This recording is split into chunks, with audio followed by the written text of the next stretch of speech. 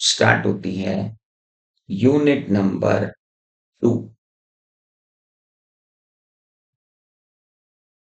Unit number 2 है consideration and unlawful object and unlawful consideration. मैंने दो यूनिट मर्ज कर दी, दो यूनिट के दो टॉपिक मर्ज कर दिए हैं यहाँ पे। तो यूनिट 1 हमारा खत्म हुआ।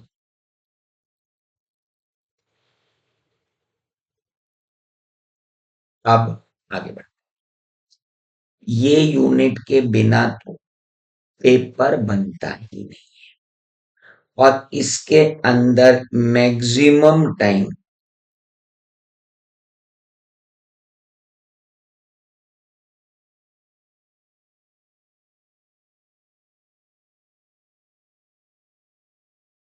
सेक्शन 25 ही आती है, no consideration, no, maximum time यही टॉपिक है।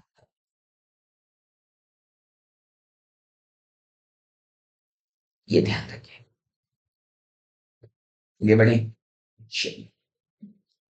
डेफिनेशन क्या है consideration?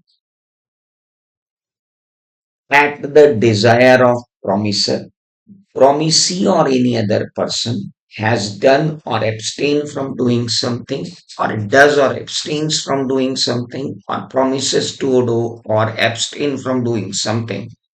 Such an act or abstinence is known as consideration. किसी की इच्छा पर कुछ कर देना या कुछ नहीं करना, किसी की इच्छा पर कुछ कर रहा होना या कुछ नहीं करना, किसी की इच्छा पर कुछ भविष्य में करने का वचन देना या नहीं करने का वचन देना। तो किसी की इच्छा पर किसी के द्वारा कुछ किया जाना या नहीं किया जाना ही कंसिडरेशन। मेरी गाड़ी से तुम्हारी गाड़ी ठुक गई, गलती मेरी थी, राइट तुम्हारे पास है, तुम थाने में जाके मेरे खिलाफ एफआईआर करते हो, लेकिन तुमने कहा कि मैं एफआईआर नहीं करूंगा, या मैं एफआईआर नहीं करने जा रहा, या मैंने एफआईआर नहीं की। अब आप मुझे इसके एवज में 5,000 रुपए दे दो। क्योंकि मैंने ही उसको बोला था कि यार पुलिस के पचड़े में मत पड़ भाई, मेरी बात मान, गलती मेरी है, देख यूं ही नहीं परसों ले लेते हैं। मेरी इच्छा पर उसने कहा मैं पुलिस में नहीं गया, मैं पुलिस में नहीं जा रहा, मैं पुलिस में नहीं जाऊंगा। तो उसका नहीं जाना, नहीं गया होना, नहीं जाने का वचन देना मेरे लिए कंसिडर।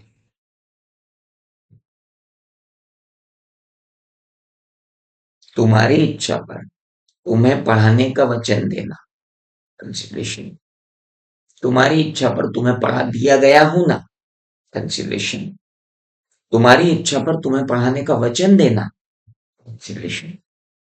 तो तुम्हारी इच्छा पर मैं कुछ करूं या ना करूं, कुछ कर दिया हो या नहीं कर दिया हो, या कुछ करने का वचन दिया हो या कुछ नहीं करने का वचन दिया हो, कंसिडरेशन। एब्स्टिनेंस नहीं करना, एक्ट किसी की इच्छा पर कुछ करना या ना करना, कर दिया होना या नहीं कर दिया होना, करने का वचन देना या नहीं करने का वचन देना कंसिडरेशन है। Any doubt?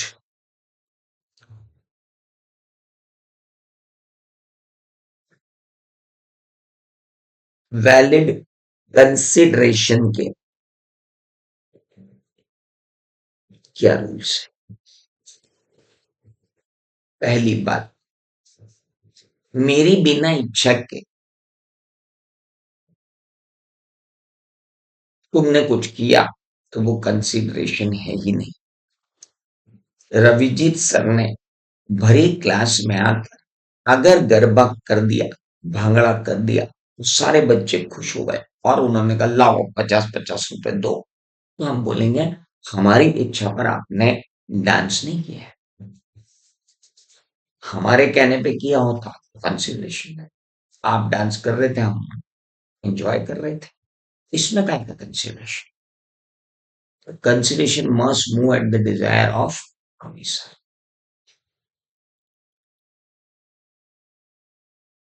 तुमने आके कहा हमें पढ़ाओ, मैं कहा बिल्कुल पढ़ाएंगे, फीस तुम्हारे पापा ने दे दी।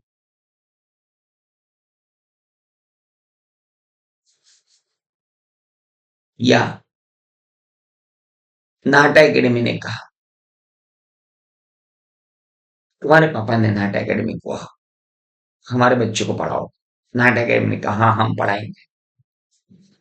तुम्हारे पापा ने ऑफर दिया कि हमारे बच्चे को पढ़ाओ, मैं आपको फीस दूंगा। नाटा प्रोफेशनल एकेडमी ने कहा हाँ हम आपके बच्चे को पढ़ाएंगे।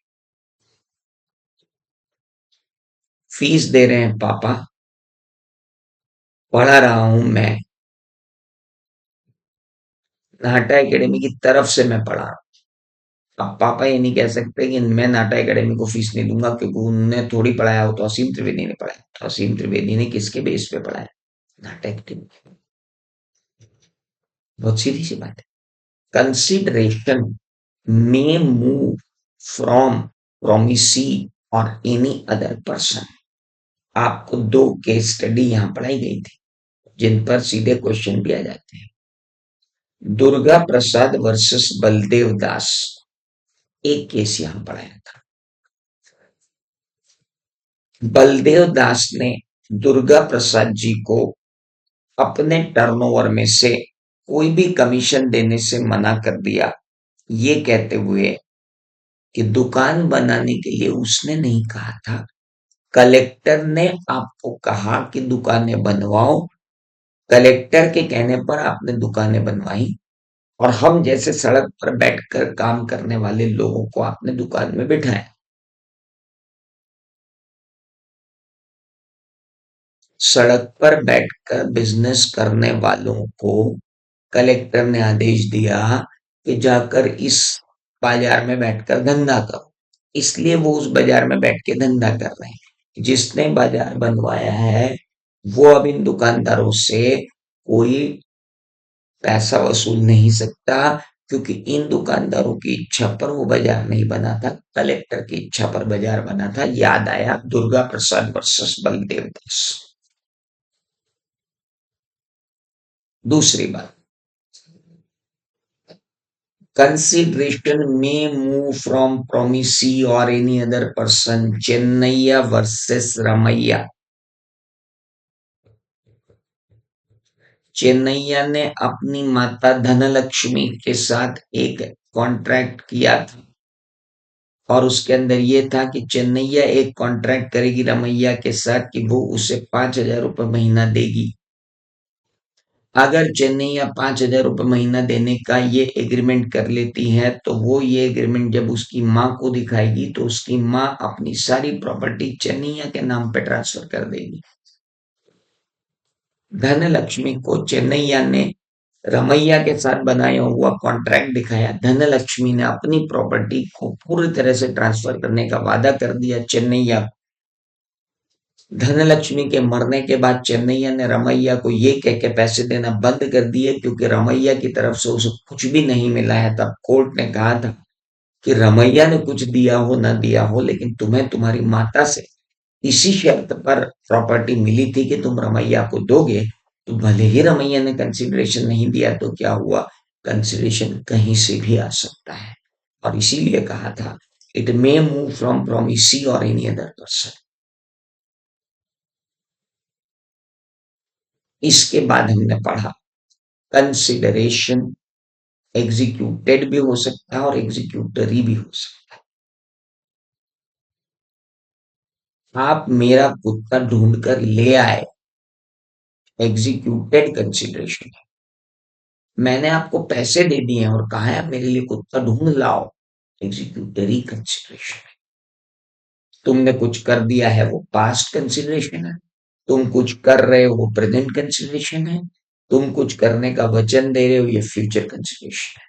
मैंने तुम्हें पढ़ा दिया वो पास्ट था, मैं तुम्हें पढ़ा रहा हूं ये प्रेजेंट है, और मैंने तुम्हें पढ़ाने का वचन दिया है ये फ्यूचर है।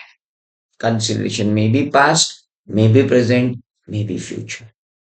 ब्रिटिश लॉ में पास्ट कंसिडरेशन नहीं होता, इंडियन लॉ में पास्ट कंसिडरेशन होता है। इसके बाद हमने पढ़ा कि कोई भी कॉन्ट्रैक्ट इसलिए मना नहीं किया जा सकता, कोई भी कॉन्ट्रैक्ट इसलिए अवॉइड नहीं किया जा सकता कि साहब इसमें कंसिडरेशन की कमी थी। मैंने तुमको अपना मकान 25 लाख में बेचने का कॉन्ट्रैक्ट कर लिया और 3 दिन बाद तुमसे कहा कि भैया मेरे को एक ग्राहक 30 लाख का मिल गया, तो मैं तुमसे ये कॉन्ट्रैक्ट नहीं कर रहा हूं, मैं ऐसा नहीं कर सकता हूं। क्योंकि कंसिडरेशन होना जरूरी है।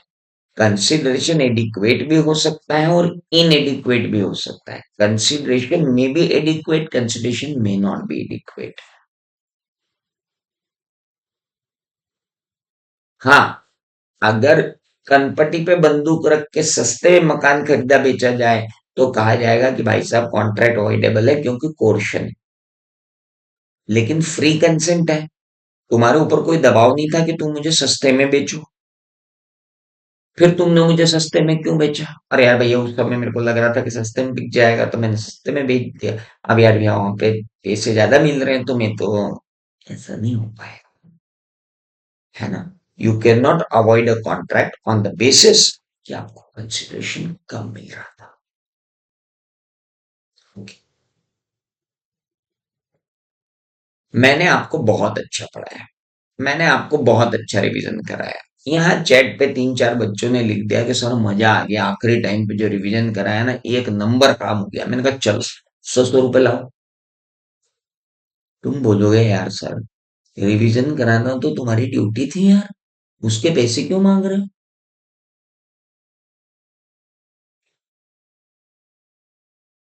Consideration must be something which the promisor is not already bound to do. Consideration कुछ ऐसी चीज है जिसे आप ऑलरेडी बाउंड टू डू नहीं हो।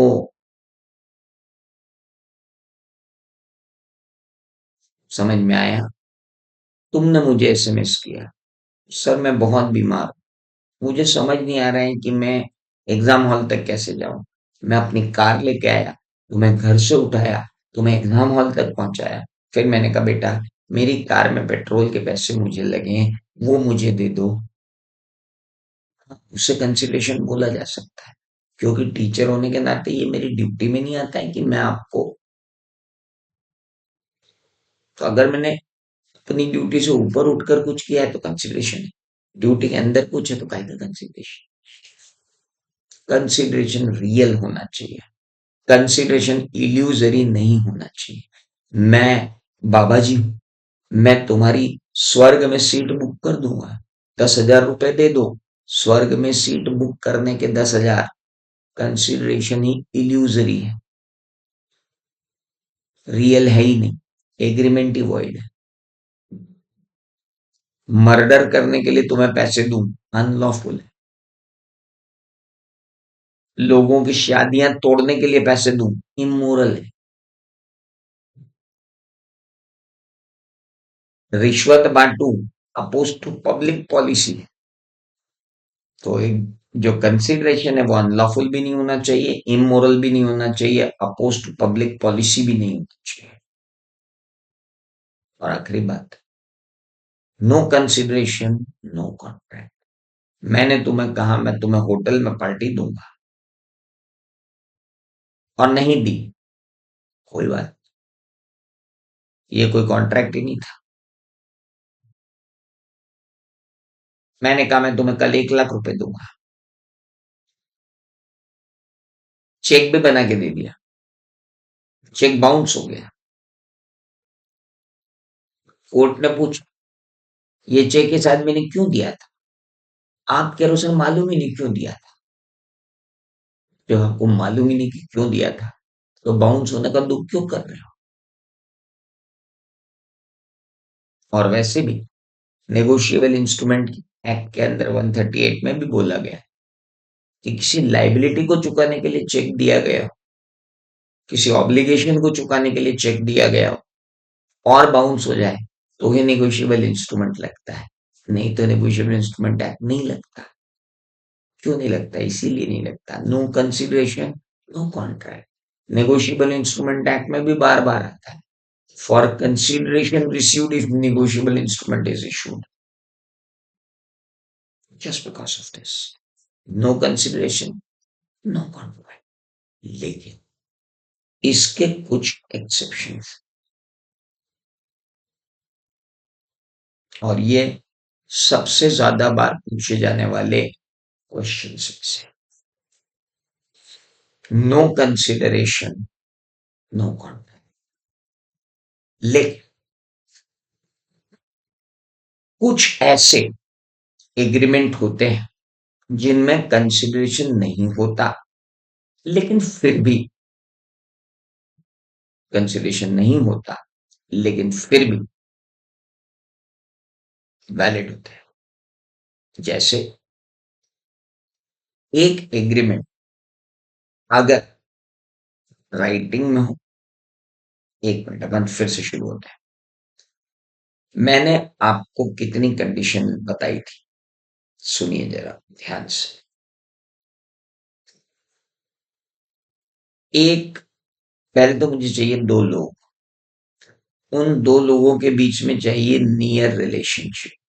नियर रिलेशनशिप के कारण आएगा नेचुरल लव एंड अफेक्शन, और नेचुरल लव एंड अफेक्शन के कारण मैं राइटिंग में रजिस्टर्ड साइंड स्टैम्प पेपर पर अगर एक वादा करता हूं, प्रॉमिस करता हूं, तो नेचुरल लव एंड अफेक्शन को ही क्या कहा जाएगा? कॉन्ट्रैक्ट।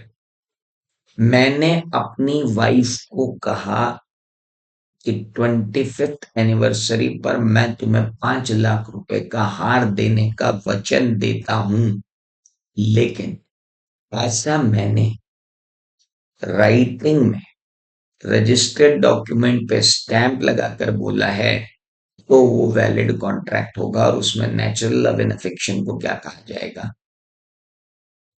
कंसिडरेशन। लेकिन भूतनाथ वर्सेज राजलुकी देवी के अंदर उल्टा हुआ था। दो लोग थे, नियर रिलेशनशिप थी, return registered signed stamp agreement में प्रॉमिस था कि मैं तुम्हें अपने से अलग रहने देने के लिए पैसे दूंगा, तो नेचुरल लव एंड अफेक्शन नहीं होने के कारण वो एग्रीमेंट वॉइड हो गया था। तो हमने इसे कहा कि ये एक नेचुरल लव एंड अफेक्शन के लिए क्या कहलाएगा? Contract, valid contract. लेकिन उसकी शर्तें कितनी सारी, ये। लेकिन इसके कॉन्ट्रास्ट मैंने आपको एक चीज और बताई थी,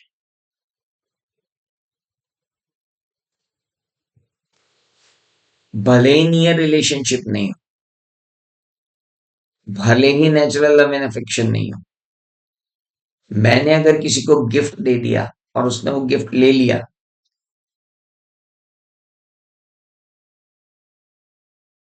और अपन ने बहुत अच्छी एनालॉजी एक क्रिएट भी की थी, एनिमल मूवी का एग्जांपल लिया था कि अगर रणविजय ने गीतांजलि को कहा कि मैं तुम्हें एक मर्सिडीज बेंज दूंगा, तो वो एक वैलिड कॉन्ट्रैक्ट नहीं है, क्योंकि उसने मर्सिडीज बेंज देने का प्रॉमिस तो किया है, लेकिन ये सब चीजें कंप्लीट नहीं की, मतलब राइटिंग में नहीं है, रजिस्टर्ड नहीं। लेकिन अगर रणविजय ने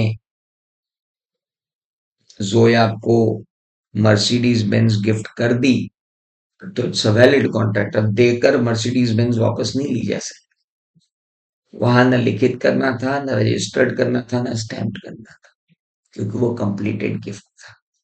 आपको याद आना चाहिए कि ये एनोलॉजी हमने पढ़ी थी। अजनबी को गिफ्ट भी कर दिया तो वैलिड कॉन्ट्रैक्ट है। नियर रिलेटिव को गिफ्ट करने का प्रॉमिस दिया, लेकिन लिखित में नहीं दिया, रजिस्टर नहीं किया, स्टैम्प नहीं लगाया, कोई काम करें। याद आया? आगे बढ़े। चलिए।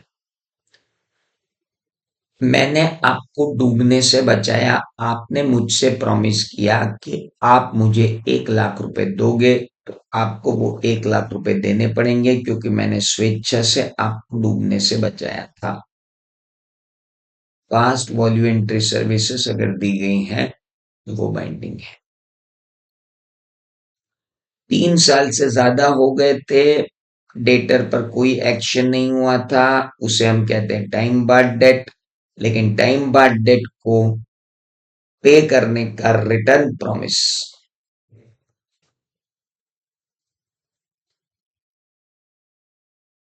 वैलिड होता है। Natural love and affection valid consideration है। भूतकाल में दी गई सेवाएं वैलिड कंसिडरेशन है। टाइम बार्ड डेट पे करने का वचन देना वैलिड कंसिडरेशन है। एजेंसी पढ़ चुके, अपन रिवीजन कर चुके एजेंसी का। एजेंसी में भी कंसिडरेशन जरूरी नहीं है। कंप्लीटेड गिफ्ट देख ही लिया। बेलमेंट ग्रेचुटियस होता है, ये भी अपन देख चुके हैं। और उसके बाद था प्रॉमिस टू डू चैरिटी। इसके बारे में पढ़ना बहुत इंपॉर्टेंट। अगर किसी ने कहा है कि मैं चैरिटी करूंगा, मैं इस मंदिर के लिए करोड़ों रुपए का दान करता हूं, ठीक है, आपके दान पे भरोसा करके उन्होंने अभी तक कुछ खर्च नहीं किया है, वो आपके पास एक बार और आए कि सर आप श्योर तो हो ना, 1 करोड़ दोगे तो सही ना। अब मैंने कहा नहीं दूंगा। तुमने अभी कोई खर्चा तो नहीं किया? नहीं। हाँ हाँ, मैं नहीं दे रहा हूं, मैं दान वापस ले रहा हूं। ले सकते हो, ले सकते हो। फिर आए, सर आपने 1 करोड़ कहा था मंदिर का, हाँ 40 लाख रुपए खर्च कर दिए, तो हम और कर लें? नहीं भैया, मैं अपना दान वापस ले रहा हूँ। नहीं नहीं नहीं नहीं, आप 40 लाख तो देना पड़ेगा। तीसरा केस, मैंने कहा था मैं 1 करोड़ रुपए मंदिर में दान करूंगा, वो आ गए 1 करोड़ 20 लाख का बिल लेके, सर ये खर्चा हो गया। तो 20 लाख तुम दो, 1 करोड़ नहीं दूंगा। याद आ गया? This is called promise to do charity. आगे बढ़े। इसके बाद हमने पढ़ा था एक बहुत important concept, privity of contract या privity to contract, PTC.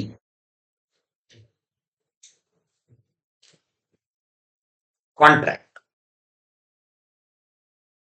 Contract एक पर्सनल अफेयर है जिन दो लोगों के बीच में कॉन्ट्रैक्ट हुआ है, सिर्फ वो एक दूसरे पे सूट फाइल कर सकते हैं। कोई तीसरा बीच में आके उन दोनों पे सूट फाइल नहीं कर सकता। वो दोनों मिलके किसी तीसरे पे सूट फाइल नहीं कर सकते। रविजीत सर ने प्रॉमिस किया है खत्री सर को कि वो दीपक सर को बोलकर मटेरियल भिजवा रहे हैं ड्यू डेट पर। दीपक सर ने मटेरियल अगर ड्यू डेट पे नहीं भेजा तो खत्री सर सूट फाइल करेंगे रविजीत सर पे, ना कि दीपक सर पे, क्योंकि दीपक सर थर्ड पार्टी, उनसे कोई कॉन्ट्रैक्ट नहीं। दीपक सर माल लेकर खत्री सर के यहाँ पहुंचे, लेकिन खत्री सर ने माल लेने से मना कर दिया। Deepak sir can sue Ravijeet sir, Deepak sir can not sue Khatri sir, because Deepak sir is not at all a party to the contract. Deepak sir party to the contract ही नहीं। क्या आपको मेरी बात समझ में आई? Doctrine of privity of the contract establishes rights between two parties. Not third person can sue, not these two parties can sue the third person. It is known as what? Privity of contract. आगे बढ़े। Good. लेकिन privity of contract के भी exam exceptions है। There are exceptions to privity of contract। अगर trust बना दी गई है, एक माइनर की प्रॉपर्टी को कोर्ट ने उसके चाचा को दे दिया, लेकिन अगर माइनर को पता पड़ा कि चाचा ने उस प्रॉपर्टी को बेचने का किसी थर्ड पार्टी के साथ कॉन्ट्रैक्ट कर लिया है, तो भले ही minor party to the contract नहीं है, लेकिन as a beneficiary he can sue, और कोर्ट उसका साथ देगा।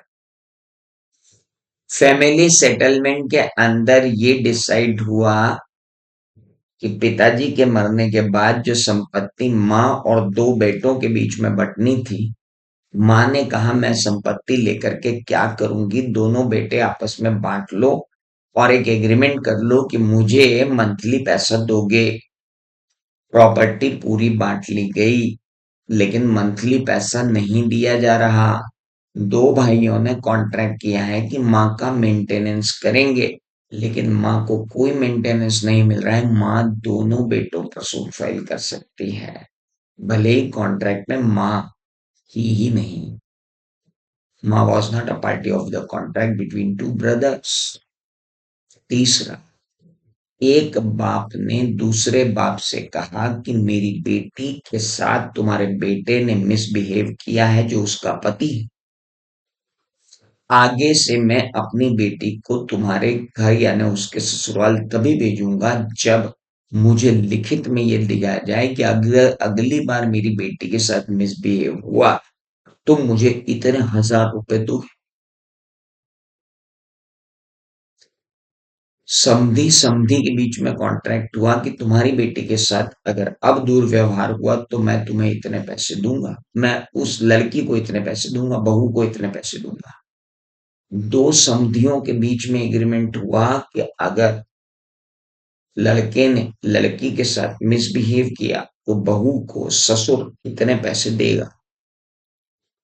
लेकिन लड़की का पिता मर गया, लड़की के साथ दुर्व्यवहार हुआ, लड़की कोर्ट में गई और कहा कि मेरे पिताजी से मेरे ससुर ने कॉन्ट्रैक्ट किया था कि वो इसको पैसा देंगे, मुझे पैसा देंगे, तो आप मुझे पैसा दिलवाओ। कोर्ट ने दिलवाया, क्योंकि वो बेनिफिशियरी थी। मैरिज कॉन्ट्रैक्ट, मैंने अगर तुम्हें अपने डेटर बेच दिए, मुझे लोगों से पैसे वसूलने हैं, मैंने कहा क्यों टेंशन पालू, मैंने कहा एक काम करो, 10 लाख के डेटर है, तुम ले जाओ 8 लाख में, तुम 8 लाख रुपए मुझे दे दो, ये डेटर ले जाओ, तुम पूरे 10 लाख वसूल ले। मजा आ गया, तुम असाइनमेंट ऑफ द डेट हो गया। अब वसूलने कौन जा रहा है? Third person. वसूलने कौन जा रहा है? Third person. तो अगर थर्ड पर्सन वसूलने जा रहा है तो फिर हम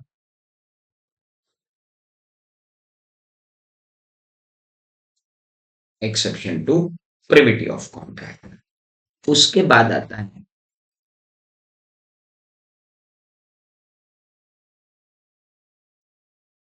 अपन ने बेलमेंट में पढ़ा, अपन ने सेल ऑफ गुड्स एक्ट में भी पढ़ा था, लीन। उस लीन के अंदर हमने क्या पढ़ा था कि अगर ट्रांसपोर्टर ने बायर को बोल दिया, स्टॉपेज इन ट्रांजिट के अंदर, कि ट्रांसपोर्टर ने अगर बायर को बोल दिया कि भैया तेरे गुड्स मेरे पास पड़े,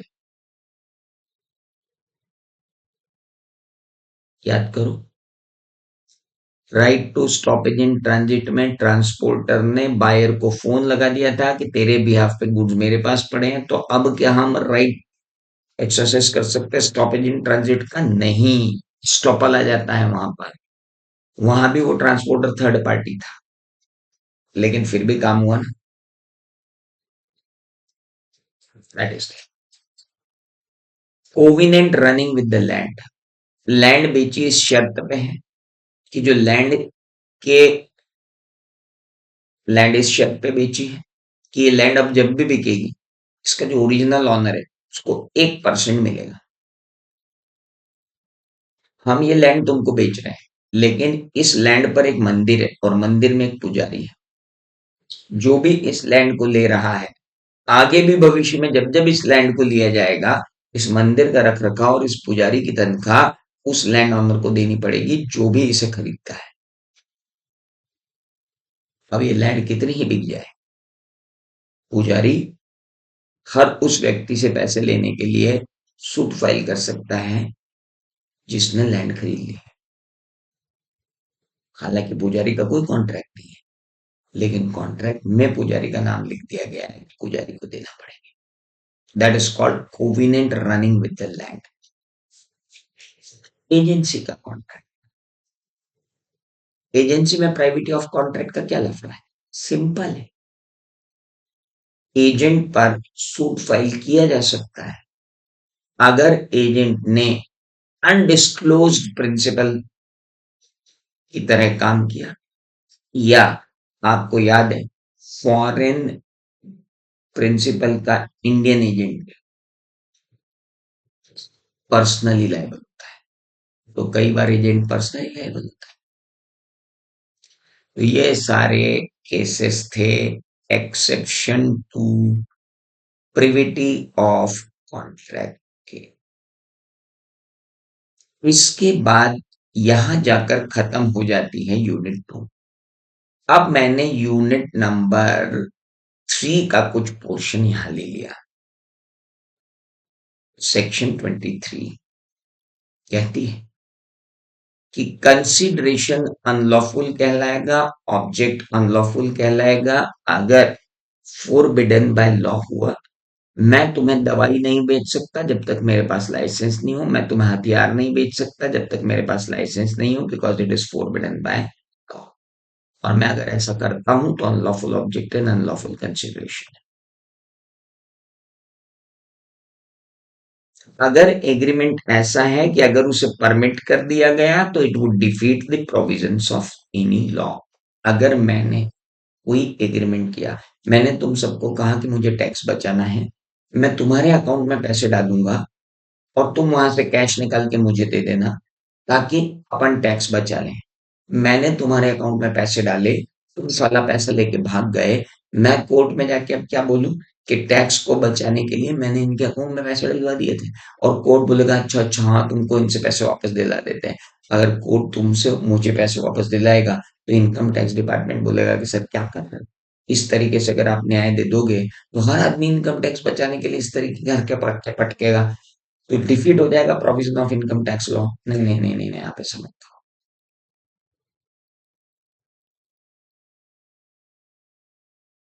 या दो व्यक्तियों ने मिलकर सोचा कि आओ एक एग्रीमेंट करते हैं और तीसरे व्यक्ति के साथ फ्रॉड करते हैं। अगर ऐसा एग्रीमेंट है जिसमें दो लोग इंटेंशनली जुड़े हैं ताकि तीसरे व्यक्ति के साथ फ्रॉड करें, तो वो अनलॉफुल ऑब्जेक्ट और अनलॉफुल कंसिडरेशन है। अगर मैंने कहा है कि उसे मारने के लिए तुम्हें 50,000 रुपए दूंगा तो ये अनलॉफुल है। अगर मैंने कहा उसका घर जलाने के लिए मैं तुम्हें 50,000 रुपए दूंगा, ये भी अनलॉफुल है। किसी की भी प्रॉपर्टी को इंजरी पहुंचाना, किसी को भी इंजरी पहुंचाना, unlawful object and unlawful consideration. अगर कोर्ट को लगता है कि ऐसा करना इमोरल है, अगर कोर्ट को लगता है कि ऐसा करना अपोज टू पब्लिक पॉलिसी है, तो इससे क्या कहा जाएगा? Unlawful object and unlawful consideration. Immoral किसे कहते हैं? तू झूठी मैं मक्कार। हमारा काम क्या है? आप ब्रेकअप करना चाहते हो, हाँ आप हमारे पास आओ, हम ऐसा फ्रेम करेंगे, हम ब्रेकअप की बेसिस तैयार करेंगे, सामने वाला गिल्ट में ही घूमता रहेगा कि उससे ये क्या हो गया, और आपका ब्रेकअप भी हो जाएगा। ऐसी सर्विसेज देना इमोरल है, अनैतिक है। इमोशनली किसी को परेशान करके ब्रेकअप करवा देना, that's an immoral service. Opposed to public policy, opposed to public policy में हमने देखा था इतनी अपोज टू पब्लिक पॉलिसीज थी जिसमें जो एग्रीमेंट कर रहे हैं वो तो फायदे में है लेकिन पब्लिक नुकसान में है।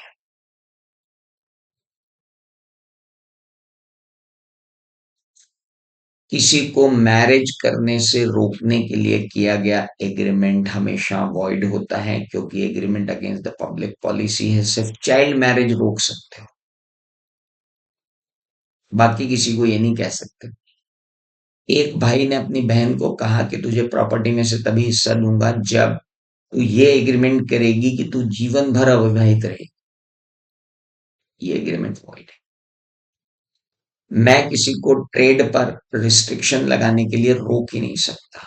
मैं पड़ोस के दुकानदार को ये नहीं बोल सकता हूँ कि आप अपनी दुकान बंद कर दो, जितना कमा रहे हो उससे दुगना आपके घर पहुंच जाएगा। और अगर ये एग्रीमेंट कर लिया और हमने दुगना उसके घर पहुंचा दिया और उसने वापस आके दुकान खोल ली ना, कुछ नहीं हो पाएगा, क्योंकि रिस्ट्रिक्शन ऑफ ट्रेड आप लगा ही नहीं सकते हो। लेकिन हाँ, रिस्ट्रिक्शन ऑफ ट्रेड आप लगा सकते हो अगर पहली बात आपने सेल ऑफ गुडविल की। मैंने अगर तुम्हारी गुडविल बाय की है, तो मैं बोल सकता हूँ कि 3 साल तक इस शेयर में अब तुम बिजनेस नहीं करो। तुम अगर रिटायर्ड पार्टनर हो तो मैं बोल सकता हूँ कि 3 साल तक इस शेयर में तुम बिजनेस नहीं करोगे।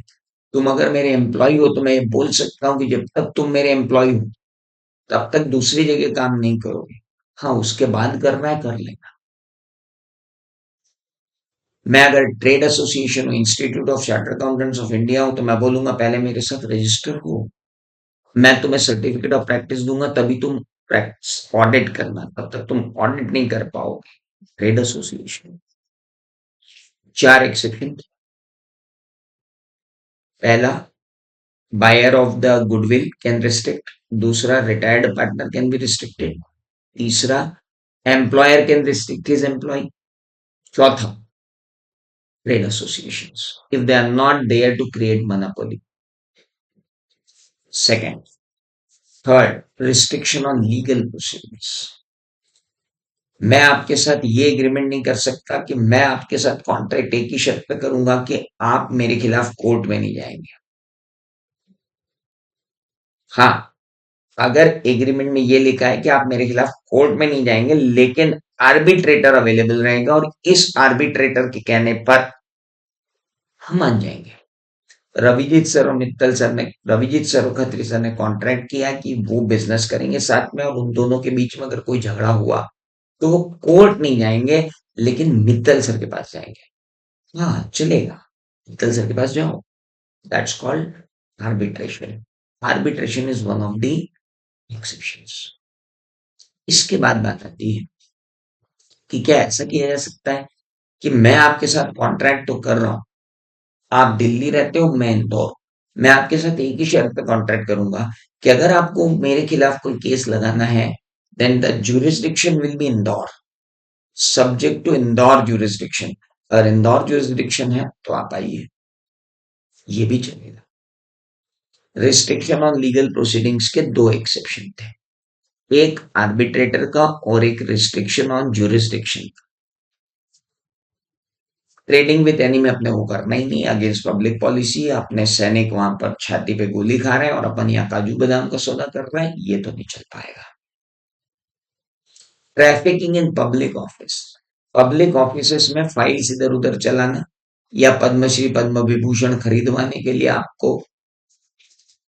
रिश्वत देना, ये trafficking in public office against the public policy है।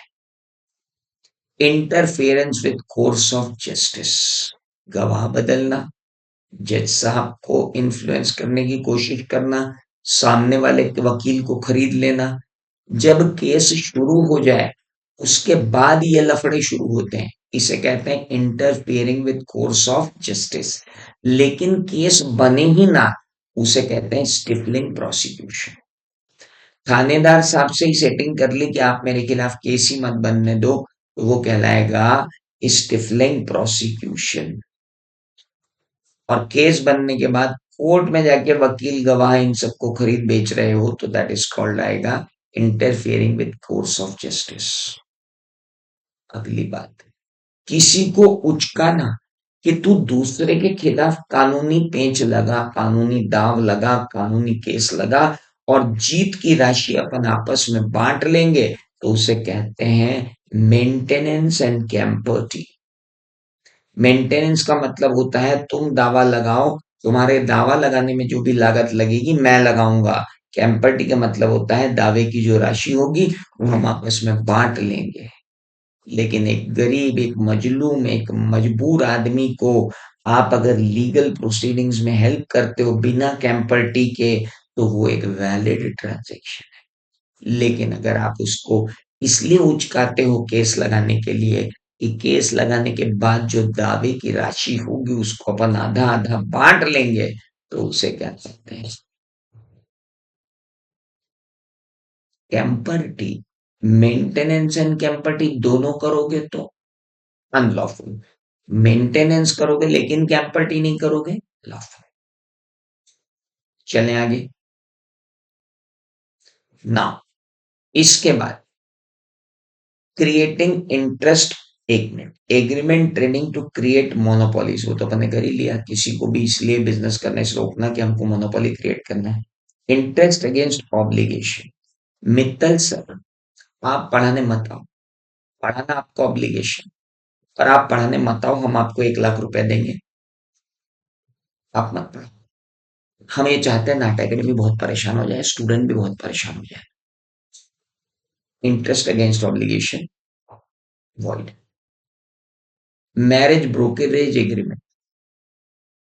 हम जोड़ियां जमाते हैं भैया, जोड़ियां आसमानों से बनती हैं, आप ना जमाएं। आप जमाएंगे, आप अपनी दलाली के लिए 2 इनकम्पेटिबल लोगों को साथ में रख देंगे, 1 महीने में तलाक हो जाएगा उनका। ऐसे काम नहीं करना। सबको अपनी अपनी ढूंढ लें। तो आप कौन होते हो बीच में दलाली खाने वाले? नमस्ते।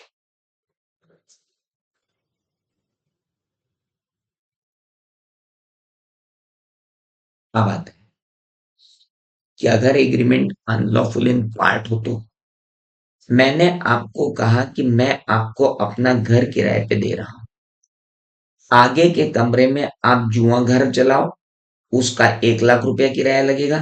पीछे के घर में आप रहो, उसका 50,000 रुपये किराया लगेगा। एग्रीमेंट अनलॉफुल इन पार्ट है लेकिन सेपरेबल है। सेपरेबल है तो ये वैलिड कॉन्ट्रैक्ट है, ये इलीगल एग्रीमेंट के कारण वॉइड हो जाएगा। लेकिन अगर मैंने कहा तुम तो मुझे 1.5 लाख रुपए दो, ये मैं नहीं बताऊंगा कि कितना रेसिडेंस का कितना कैसीनो का, तो पूरा ही एग्रीमेंट वॉइड हो जाएगा। पूरा ही एग्रीमेंट वॉइड हो जाएगा। क्या आपको मेरी बात समझ में आई everyone?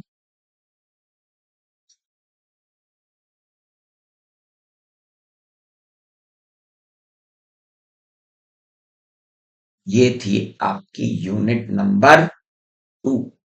That is your unit number 2।